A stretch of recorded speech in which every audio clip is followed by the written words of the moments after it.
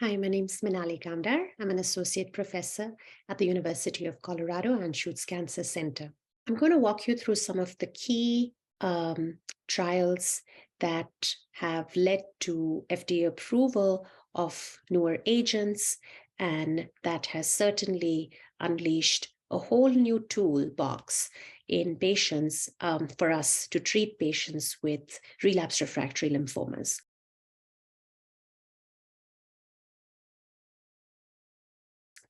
So probably I think it would be timely to first talk about diffuse large B-cell lymphoma. So for the longest time, diffuse large B-cell lymphoma has been treated with R-CHP. R-CHP has been the standard for nearly 2.5 decades, and there have been multiple clinical trials hoping to improve upon R-CHP. However, despite addition of targeted agents, despite increasing the frequency of delivery, despite increasing the intensity of delivery, none of these phase 3 clinical studies actually were able to beat R-CHP. As a result, R-CHP has been the standard of care, and it has the potential to cure nearly 65% of patients. However, for the remaining who relapse, the options used to be very minimal.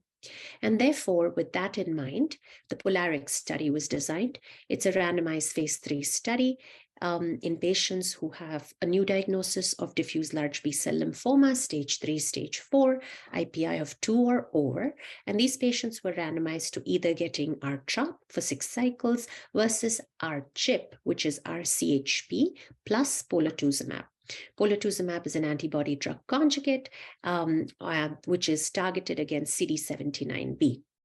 The net is that the primary endpoint was progression-free survival, and the progression-free survival was statistically and superiorly improved in patients who received Polatuzumab plus R-CHP. The statistically significant PFS was nearly 8%. There's currently no improvement in overall survival at a short median follow-up of roughly 2 years. However, interestingly, the toxicity profile was nearly identical to R-CHP versus R-CHP.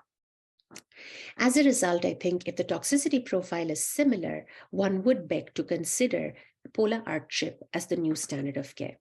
At this point in time, I think I would use R-CHP for patients who are high-risk diffuse large B-cell lymphoma, certainly the ones who have an IPI of 2 or over based on the results of the POLARIX study.